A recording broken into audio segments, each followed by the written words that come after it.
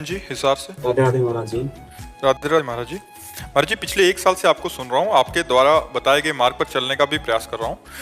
महाराज जी, मेरा आपसे एक प्रश्न है कि आपने 13 वर्ष की आयु में ही अपना घर छोड़ दिया था और भगवत प्राप्ति के मार्ग पर चल पड़े थे। महाराज जी, आप काफ़ी लंबा लिखे हैं, कह रहे हैं कि जब आपको पहली बार अनुभूति हुई भगवत प्राप्ति की, तो उसके बाद में कैसा परिवर्तन महसूस हुआ, और सुखानुभूति का वर्णन कर सकते हैं महाराज जी वो? एक हम आपको गुलाब जामुन पवावे, उसे कैसा था, आप कहोगे बढ़िया मीठा, नहीं कैसा बढ़िया मीठा, इसके आगे बोल पाओगे? इसके आगे उत्तर होगा, आप खा के देख लीजिए, नहीं आएगा। जब एक प्राकृतिक वस्तु के स्वाद की बात ये वाणी नहीं बता सकती, वो कहेगी अनुभव करो, तो ये तो भगवदानंद है। अनुभव गम्य भजे जय संता। भला भगवान जो अनिर्वचनीय है, उनके आनंद का कैसे वर्णन किया जा सकता है?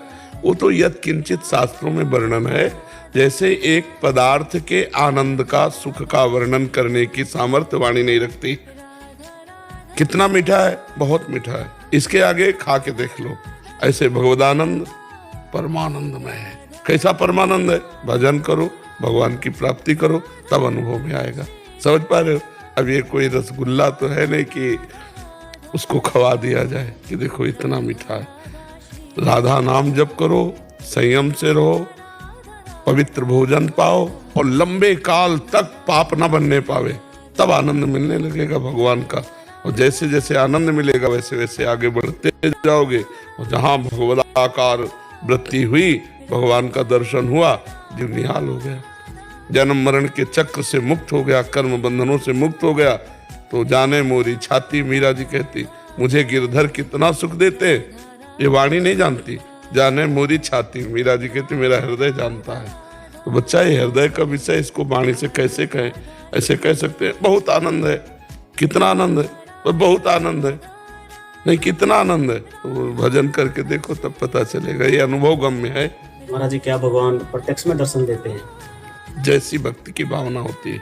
अगर भक्ति की भावना हो कि हमें ध्यान में दर्शन दे, तो भगवान ध्यान में देते हैं। और अगर प्रगट में, तो प्रगट में, हमारी काशी में प्रगट में भावना थी, मुझे भगवान शंकर ऐसे दर्शन दे जैसे व्यक्ति के दर्शन किए जाते हैं। तो जब साधना बढ़ी, तो लालसा लगने लगी कि आज भगवान दर्शन देंगे। पूरा दिन हो जाता घाट में बैठे, दोपहर में चिलचिलाती धूप, कोई व्यक्ति नहीं, तपती हुई पंडों की छतरी के नीचे, आज भगवान दर्शन देंगे, आज देंगे। और ऐसे बाट जोड़ते जोड़ते एक दिन देखा, अरुण वस्त्र, विशाल जटाएं, गौर वर्ण, त्रिपुंड धारण के, इतना बड़ा त्रिशूल हाथ में लिए और नंगे पैर में, जो ही देखा भाग पड़े, चरणों में लौटे, ऐसे चरण स्पर्श किए, बस वो कुछ बोले नहीं, से अंगुली उठाए। देखते देखते अंतर ध्यान हो गए।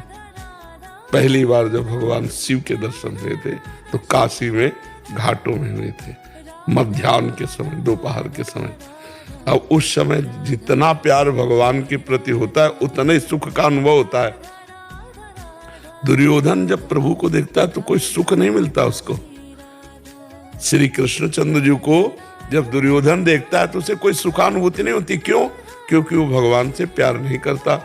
और विदुरानी जी ने देखा नहीं था, केवल सुना। कौन आया? बोले श्री कृष्ण। प्रेम में मगन हो गए। क्यों? क्योंकि उनको भगवान से प्रेम था। इतनी प्रेम में बावरी कि भगवान को छिलका खवा रहे केले का और गूदा फेंकती जा रही, और भगवान बड़े स्वाद से प्रेम में पाते चले जाते हैं। तो जितना उपासक को भजन के बल से प्रेम होता है, उतना ही भगवदानंद की अनुभूति होती है भगवत साक्षात्कार में। और फिर तो सर्वत्र भगवान का अनुभव होने लगता है। तो पहले भजन करो, और जैसा चाहोगे, जाकी रही भावना जैसी, प्रभु मूर्ति देखी तिन तैसी। जैसी भावना करो, भगवान तो अनुभव में आते हैं, तो अनुभव में ही आएंगे। भगवान साक्षात आते, भगवान साक्षात आए। हम बात नहीं कर सकते, ये दिखाओ नहीं। भागवत में लिखा हुआ, कपिल भगवान ने कहा है कि वो भक्त मेरे साथ वार्तालाप करते हैं, मेरे साथ खेलते हैं, मैं उनके साथ खेलता हूँ। तो भगवान से इस कोटि की, जब अन्य कोई हमारा ना हो, शरीर से भी राग ना हो, एकमात्र रात दिन भगवान, तो भगवान खेलेंगे भी साथ। भगवान बात भी करेंगे। नाथ जी की लीलाओं में महाराज जी। हाँ, श्रीनाथ जी की लीलाओं में है। गोविंद स्वामी के तो बहुत ही विचित्र विचित्र चरित्र है, उनके साथ ठाकुर जी खेलते थे। हम जैसी भावना करेंगे बच्चा वैसे, ठाकुर जी से बातचीत करना तो ठाकुर जी से बात। विश्वास जी।